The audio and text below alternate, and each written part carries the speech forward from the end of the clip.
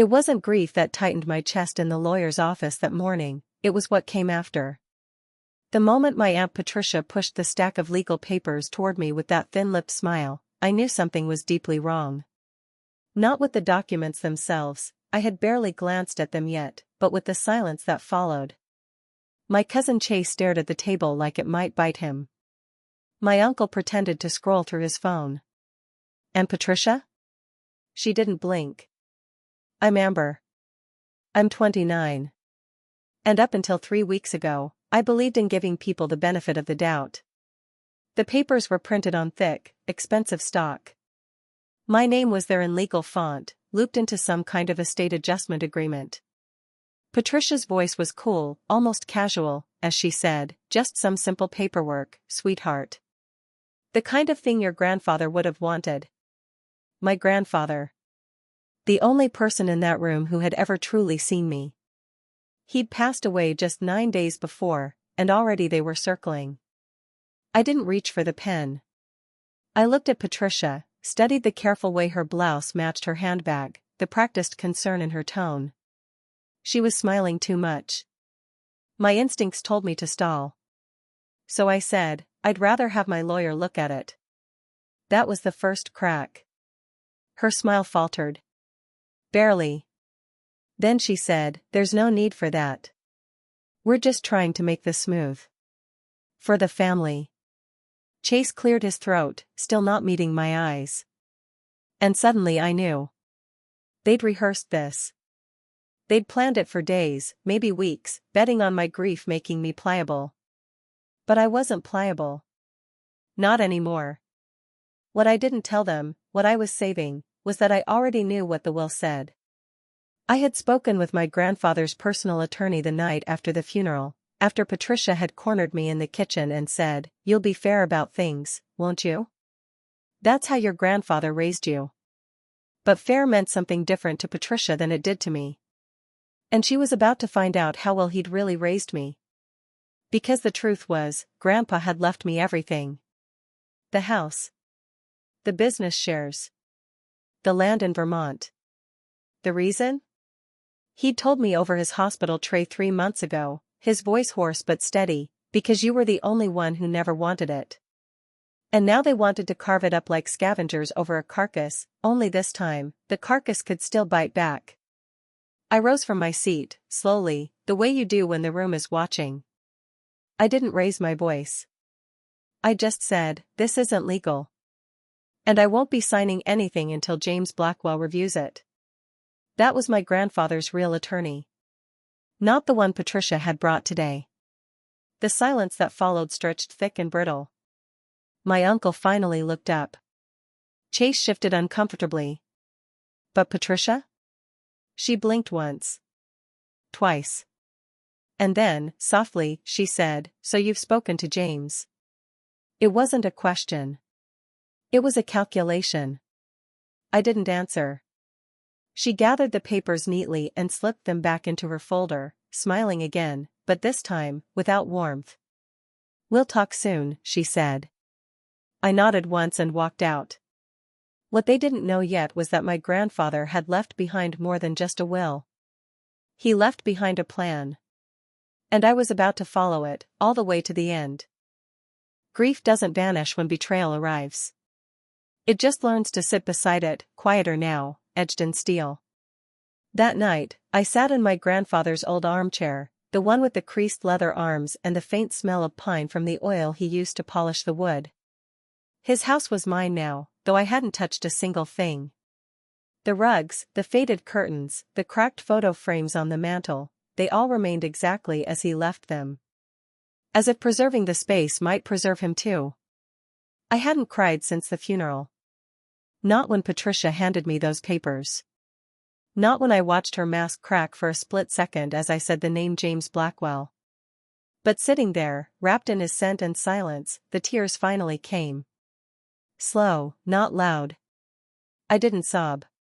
Just let them fall as if my body had decided it was safe now to grieve properly, now that I was alone again. My grandfather had taught me not to make decisions in the heat of emotion. He used to say, "People who act on feelings alone lose control." Control is your dignity, Amber. And I'd clung to that even when I was 12 and my mother screamed at him for paying my school fees behind her back. Even when I was 17 and overheard her saying to a neighbor that I'd probably end up just like him, obsessed with money and legacy instead of living. But Harold Mitchell hadn't been obsessed. He'd been methodical. Exacting. He taught me that money isn't power until you learn how to use it without becoming like the people who want to steal it. I spent that entire night going through his files. Not the ones everyone had seen, the labeled folders in the office drawer with quarterly reports and tax documents. No, I went to the cabinet behind the bookshelf. The one he told me about when I was 25 and he started forgetting where he'd put his glasses. He didn't forget that drawer, though. He said it held the long game. Inside, everything was still meticulously organized. A folder with Patricia's name. Another with Chase's. One labeled contingency, if Patricia challenges the will. He knew. Even then, months before his final hospitalization, he knew. There were notes in his careful handwriting, dated back over a decade. Records of loans Patricia never repaid. Legal warnings she'd ignored. A list of business assets she'd tried to sell behind his back. And receipts, hundreds of them, for wire transfers, gifts, indulgences he had covered over the years for my mother, my uncle, even Chase's failed real estate ventures. He had known they'd come after the estate. And he'd prepared me for it in the only way he knew how, by teaching me how to document everything, how to interpret every financial move like a chessboard, and how to wait before I moved my piece. I sat there until sunrise, reading. Processing. And then I did something that felt more like love than vengeance. I called James. He didn't ask why I was calling. He just said, "I was wondering when you'd be ready." We met the next afternoon at his office, a quiet space tucked above a pharmacy downtown, the kind of place you'd walk past unless you knew what to look for. His receptionist offered me tea. I declined. My hands were too restless. James was in his 60s, precise and unhurried, just like my grandfather. He motioned for me to sit across from his desk, and once we were alone, he slid a folder toward me. This is what Harold didn't want them to see unless it became necessary. It was everything I'd already found, and more. Audio recordings, legally admissible. Copies of text messages between Patricia and her attorney.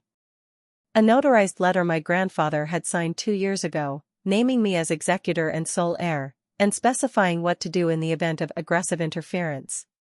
His exact words. Aggressive interference. I felt the shift in my stomach again, not fear, not even rage, but something heavier. A quiet certainty that nothing would be the same again. I'd wanted to believe there was still something salvageable between us, some remnant of family that could survive this. But reading the full extent of their plans, I knew better now. They never saw me as a person. Only as a placeholder. A temporary inconvenience between them and what they believed they were owed. James gave me copies. Advised me not to initiate contact. Said, let them come to you. They would. They always did when they wanted something.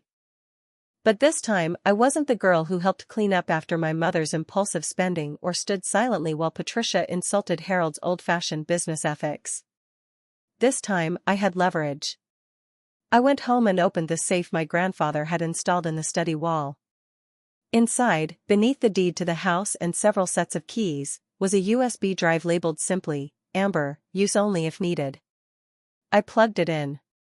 There were files, voice memos, emails, even a video message from him.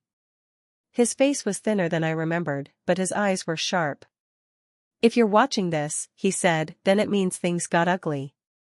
I didn't breathe. They'll try to paint you as selfish, as inexperienced. But you know better. You know what this family has become, not just in dollars, but in values. I didn't leave this to you because I wanted to reward you. I left it because you're the only one who won't destroy it. He paused. And if you're using this, then I trust you know how far they're willing to go. I closed the laptop and sat very still for a long time. That was when the doorbell rang.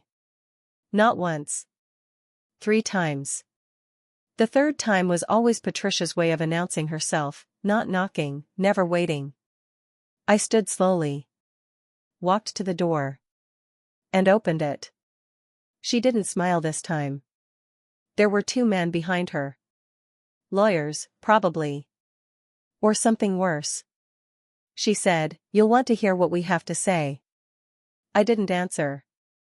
Because I already knew what they wanted.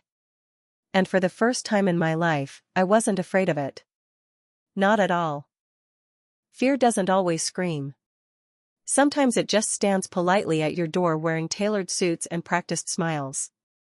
I stepped aside, wordlessly, and let them in. Not out of submission, but because letting them speak was part of the plan. Patricia entered first, the men flanking her like sentries. One carried a slim briefcase. The other had that smooth, rehearsed gait I recognized instantly, estate lawyer or litigation shark. Either way, he wasn't here to negotiate. The house was dim, late afternoon casting thin shadows across the living room. I hadn't opened the blinds that day. I hadn't wanted the world to look in. Patricia took the seat my grandfather used to favor, folding her coat over the arm like she owned the place. Her eyes swept the room once, then settled on me. She didn't offer pleasantries. Just said, "We need to discuss the will." I sat across from her, careful not to lean forward, not to betray even an ounce of eagerness. The taller man set a document folder on the coffee table. It was already open. He said, "There are grounds to challenge the distribution." I didn't look at the pages. I looked at him. I replied, "Based on what?" His expression didn't flicker. Patricia, on the other hand, couldn't hide the slight quiver in her fingers as she reached for the document. She always shook when she felt cornered, even in childhood. Her tells hadn't changed. She said, "Undue influence. You lived with Harold. You had access. That's enough for a petition." That wasn't a threat. It was a warning, dressed up in civility. I nodded slowly. Let the silence linger. Then I said, "I see." It was all I gave them. They continued, pages flipped, citations quoted, phrases like redistribution of intent and equal beneficiaries. The implication was clear: sign a new agreement, hand over partial ownership of the estate, or face a long, public battle.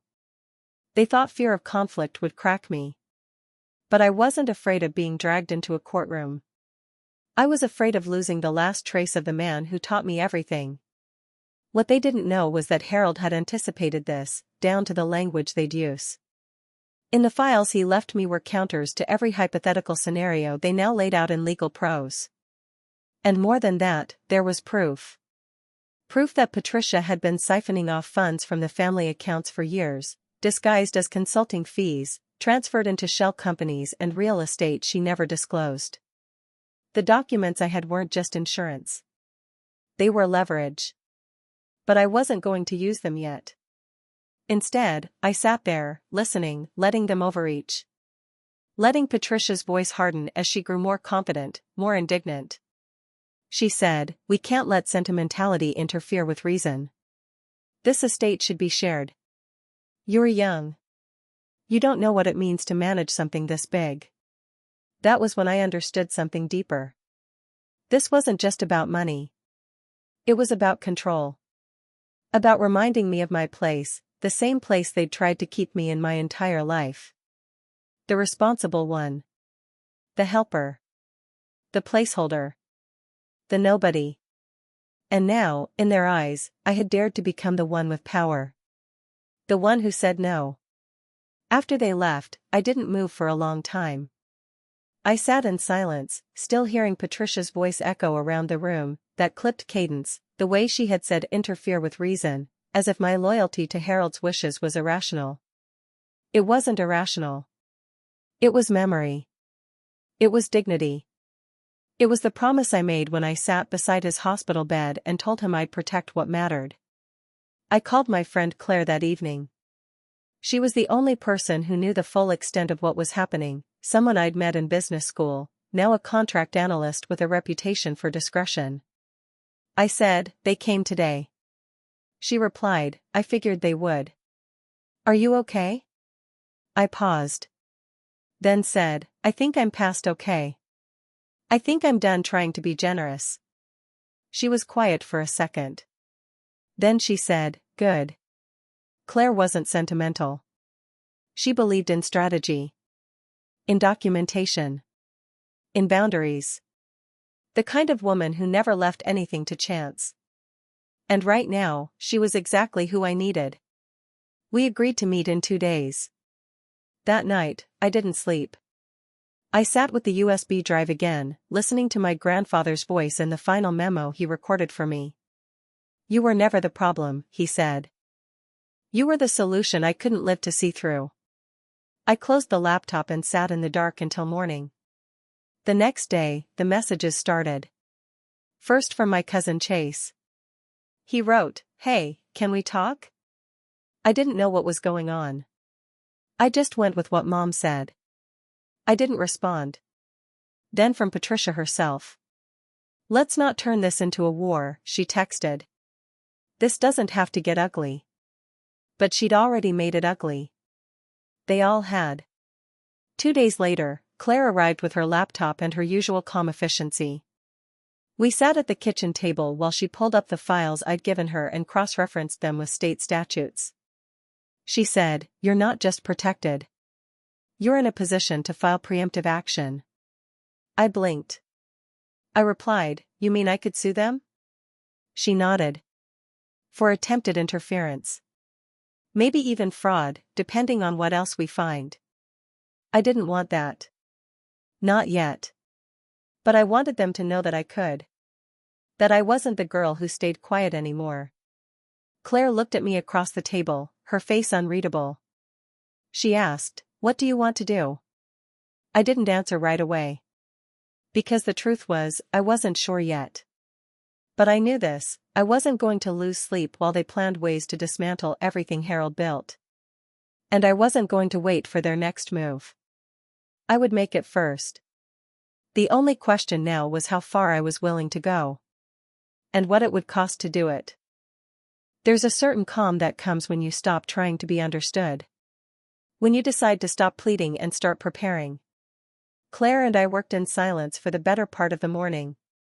Her laptop was open, spreadsheets blinking beneath layers of legal code and asset tables, while I moved methodically through the filing cabinets Harold had labeled in his unmistakable handwriting. He hadn't trusted digital storage for his most sensitive information. He believed in paper, in the permanence of ink. I understood that now more than ever. By noon, we had created a system. Claire called it a defensive perimeter. I called it dignity. We cataloged every property, every business account, every share in the hardware chain Harold had built from nothing. He had structured everything with obsessive precision, trusts layered over LLCs, assets tucked behind shell corporations, exit clauses written with surgical clarity. It was more than a will. It was a fortress. And now, I was the one guarding it. The paperwork Patricia had brought was laughably insufficient. Claire ran her background. She'd already been quietly petitioning for a fair reevaluation of the estate before the funeral even happened. Filed through a secondary attorney in another state. Filed in haste. They hadn't expected me to be able to trace it back.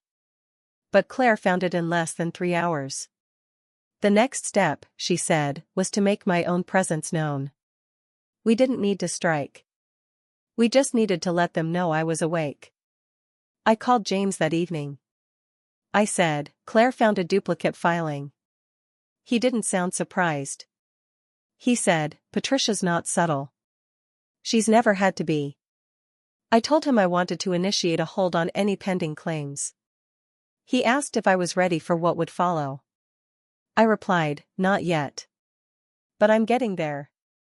He paused, then said, That's enough, for now. I hung up and stared out the window of Harold's study. The trees were bare, the yard untouched since the funeral. A single bird was perched on the fence, still in the quiet. That was what my grandfather had always valued, quiet strength. He believed in withholding power until it mattered most. That night, I opened the envelope he had left in the safe marked personal. Inside was a letter. Just one page, dated 6 months before he passed. Written in blue ink, his script neat, the way it always was. Amber, it began. Legacy is not about money. It's about who you become when you realize you have nothing left to prove. I read it twice. Then folded it and placed it in my wallet. I needed the reminder. The next day, I called my employer.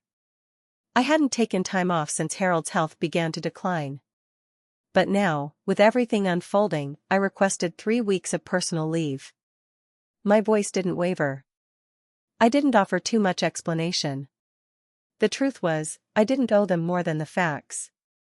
I was preparing for a different kind of work now. At home, I started changing the locks. Not symbolically, literally. The locks on the front and back doors, the gate to the garden, even the office safe. Everything was replaced. I didn't want Patricia having keys, or access, or even a false sense of comfort. I was done trying to keep the peace. That week, Chase texted again.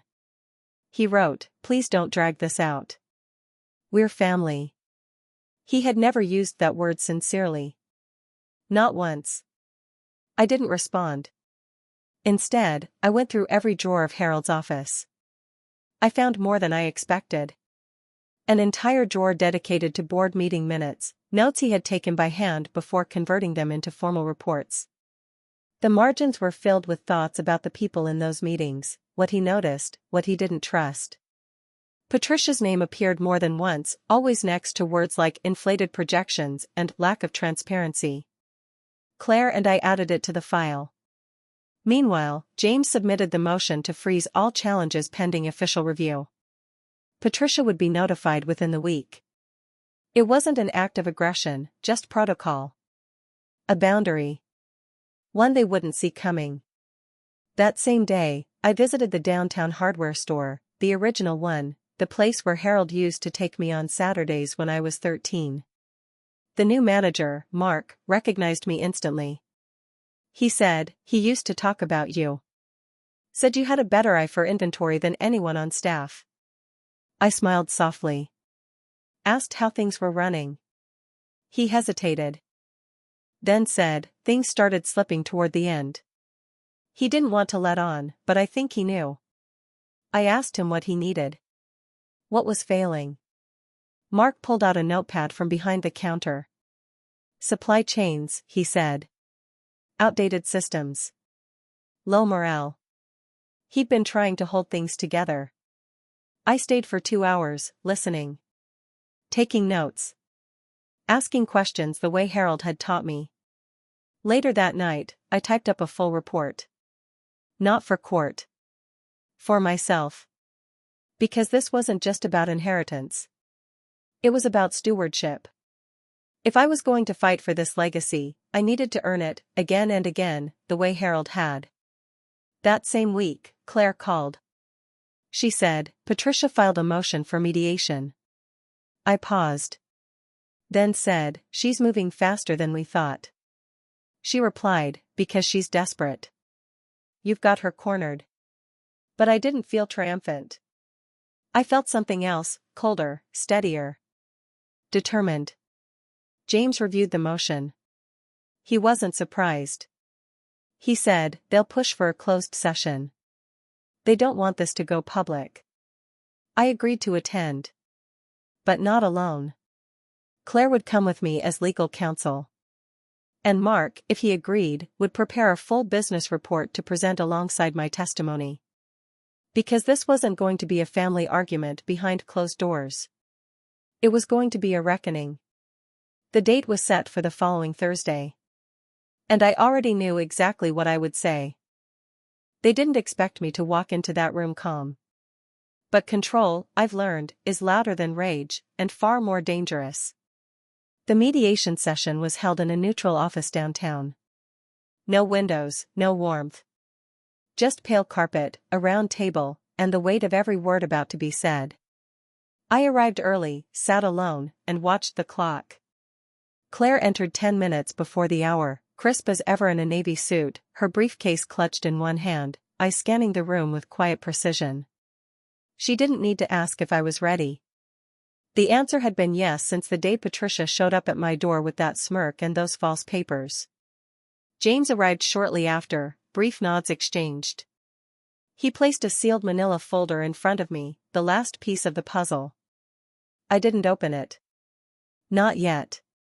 At exactly 10 o'clock, the door opened again.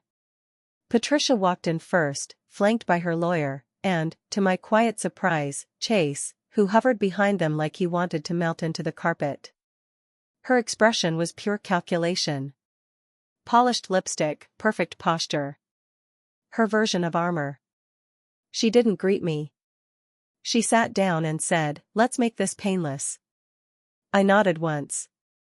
I replied, "That depends on how honest you're willing to be." The mediator, a soft-voiced woman in her 50s, began with formalities. Introductions, disclaimers, process steps. I barely heard her. My focus was on Patricia, the way her fingers drummed faintly on her thigh beneath the table, the slight crease in her brow that only formed when she didn't feel in control. Claire opened first. She said, "My client will not be relinquishing any portion of the estate. But she's agreed to hear your proposed claims in full."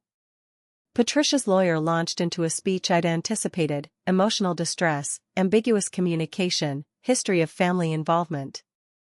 All smoke. No fire. I let them finish. Then I opened the folder. It was time. Inside were 2 sets of documents. One was the original notarized audio file Harold had recorded, his voice clear, intentional, naming me sole executor and heir, with explicit reasoning. The second was the financial forensic report Claire had compiled, tracing fraudulent filings Patricia had attempted in 3 different counties. I slid the documents across the table, toward the mediator. Then I turned to Patricia. I said, "If you truly believe I coerced Harold, feel free to pursue litigation. But be aware, any court review will include these." Patricia didn't reach for the documents. Her lawyer did, skimming rapidly, lips tightening with every line. Chase looked away. I kept my tone even. I added, "Also, I've submitted a motion to freeze access to any residual accounts associated with the hardware business until a full audit is complete." Patricia blinked. She said, "You're bluffing." Claire looked at her. She said, "We never bluff." The room fell still. The mediator asked if Patricia wished to respond to the documents. Her lawyer murmured something to her. She didn't speak. I waited. Because silence, too, is a kind of testimony. Finally, Patricia leaned back in her chair. She said, "You think you've won?" I didn't answer. Because this was never about winning. It was about stopping the theft of something sacred. James spoke for the first time. He said, "We can settle this quietly. But any attempt to pursue further redistribution will be countered. Legally. Publicly." Chase shifted again, looked directly at me for the first time in weeks. He said, "You didn't have to go this far." I looked at him. I replied, "You let them use you." Again. He flinched. The mediator cleared her throat, sensing the edge. She said, "Let's take 10 minutes. We'll reconvene with next steps." Outside in the hallway, Claire turned to me. She said, "That was surgical." I didn't feel triumphant. I felt relieved. Not because I'd hurt them, I hadn't. I hadn't even used everything I could have. But because I'd kept the promise. To Harold. To myself. When we returned to the room, Patricia didn't speak again. Her lawyer suggested they needed time to reassess. The mediator nodded. She said, "We'll reconvene only if necessary." That was as close to a surrender as I'd get from them. They left first. I watched Patricia's back as she walked away. There was no grand moment. No apology. Just silence. But in that silence, I found something I hadn't expected. Peace.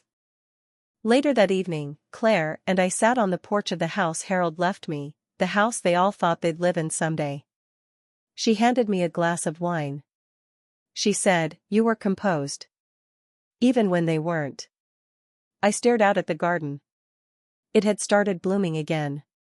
And somewhere beneath the surface, I could feel the next chapter beginning to stir. There's a particular silence that follows confrontation, not relief, not closure, just a slow exhale as the dust settles and nothing feels quite the same. I spent the next morning cleaning the kitchen. Not because it needed it, but because my body needed something repetitive, something steady. The clink of dishes, the scent of soap, the soft hum of the faucet, they grounded me more than any courtroom victory ever could. The mediation hadn't ended in fireworks. It ended in quiet, clipped phrases and legal restraint. Patricia hadn't said another word. She didn't need to. Her retreat was enough. But the wound she left behind, the one of being seen not as a niece, not even as a person, but as an obstacle, that didn't fade just because the paperwork fell in my favor. Claire had gone back to her office that morning. James had promised to keep a legal watch on any movement from Patricia's team. And I was left with the strange, disorienting freedom of finally being safe, and completely alone. I stepped into Harold's office after lunch. The light came in differently now, more angled, less filtered. I opened the window. The air was cool, clean. I sat in the chair he used to favor and turned it slowly, taking in the books, the worn globe in the corner, the small photo of me at 15 standing beside a newly opened store in Vermont. It still didn't feel real. There was no victory high. No surge of adrenaline. Only a gentle, persistent ache in my chest that hadn't left since the funeral. I kept expecting to hear his voice when the house creaked or see his shadow moving down the hall. But the house was empty. And the silence now belonged entirely to me. The audit of the business assets was completed that week. Mark had delivered a full report, typed and bound, with marginal notes in his tidy handwriting. Several regional stores were underperforming. One location had closed unexpectedly before Harold's passing, and Patricia had never informed anyone on the board. It didn't surprise me. But it solidified something. I wasn't just here to preserve what Harold built. I was here to fix what had been quietly neglected. I called a board meeting. Mark and I presented the findings. Most of the board members hadn't met me before. A few recognized my name. One older man, Simon, said. He said, "You look like Harold." I replied, "He taught me everything that matters." They listened. Asked questions. Took notes. Not one of them mentioned Patricia's name, though her fingerprints were on every mistake we discussed. I left the meeting with a strange new burden. They looked at me differently now, not as a figurehead, not as a placeholder, but as someone who had shown up when it mattered. I hadn't expected their respect to feel so heavy. That evening, I sat on the front steps, watching the sky turn orange. The air smelled like damp soil and cut grass. Everything felt quieter. Even the wind. Then my phone buzzed. It was a message from Chase. He wrote, "I'm sorry. For everything." I stared at the words, reread them twice. Then I put the phone down. Some things didn't need responses. The next day, I drove out to the Vermont property. It was the one Harold had loved the most, tucked into the hills, overlooking a stretch of land that turned gold in autumn. The cottage there hadn't been touched in years, but he kept the land maintained. He said the quiet helped him think. I stayed overnight. Just me, a thermos of coffee, and a notebook. I wrote everything I could remember, about him, about the values he lived by, about what it meant to protect something without losing yourself in the process. And I realized something I hadn't before. This wasn't just a chapter ending. It was a transition. A handoff. He hadn't built all of this for himself. He built it for whoever would carry it forward with care. He built it for me. Back home, I began implementing changes. I hired a financial officer to oversee restructuring. Mark received a promotion and a raise. I called each regional manager individually, asking what they needed most. And quietly, without announcement, I liquidated one of the non-performing locations and used the funds to establish a foundation in Harold's name, one that offered small business grants to young entrepreneurs from underfunded communities. Claire helped draft the paperwork. James called it a stroke of legacy. I didn't tell anyone what it cost, emotionally or financially. I didn't need to. It wasn't for them. 2 weeks later, I received a certified letter.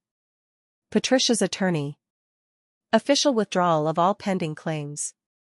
No note. No apology. Just finality. I stood in the kitchen, letter in hand, for a long time.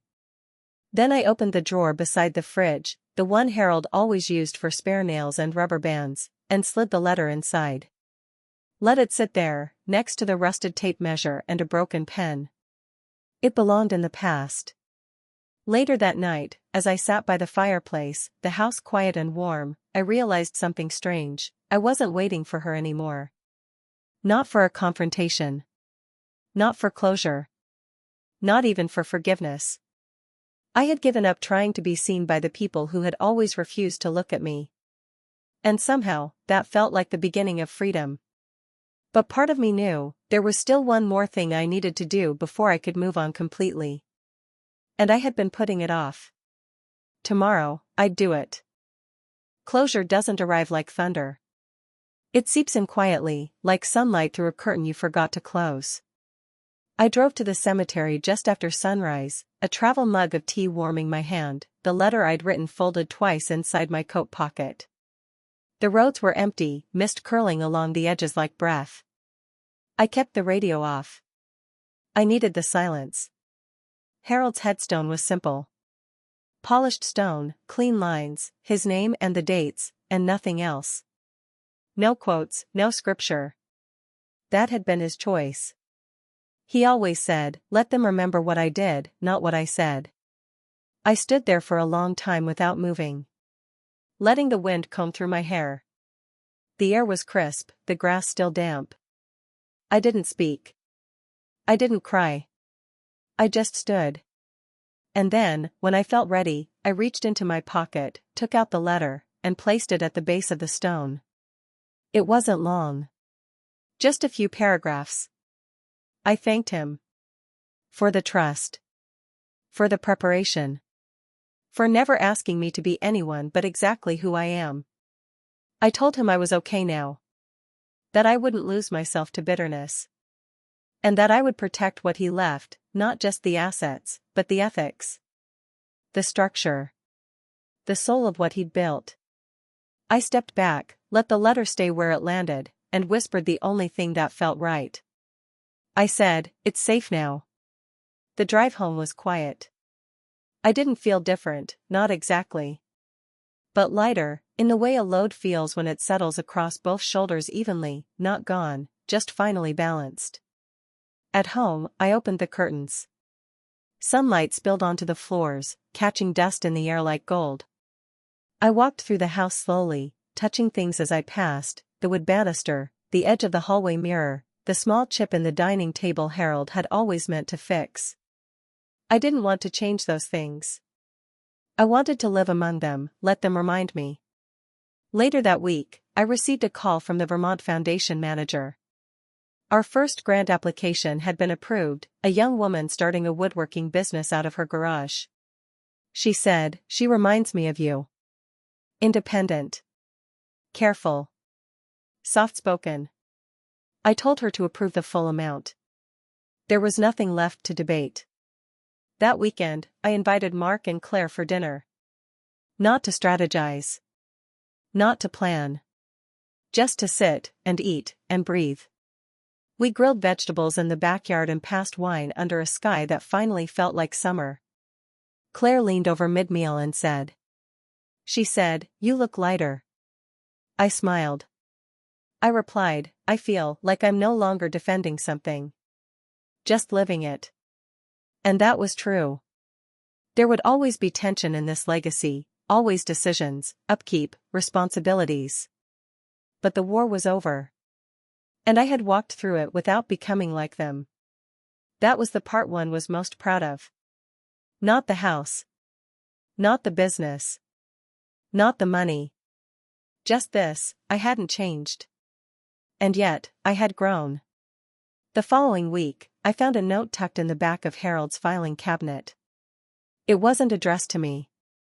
It was a photocopy of a page from one of his old notebooks, dated years ago. It read, "If you raise a girl right, she doesn't just survive the wolves, she learns how to track them without ever howling back." I closed the drawer gently after that. There was nothing left to prove. No one left to answer to. And so I began to build, slowly, steadily, from everything that remained. I planted a garden in the back, just like Harold had always talked about doing. I kept the kitchen clock he hated because it ticked too loud. I left it running. I started taking calls from young women who were building things, businesses, careers, futures, and didn't know where to start. I didn't tell them about the fight. I just listened. And sometimes, I said, start where you are. Protect what's yours. But don't forget who you are in the process. That's what he gave me. Not just the title. But the clarity. The quiet kind. The kind that lingers. And I carry it forward now, every day, without looking back.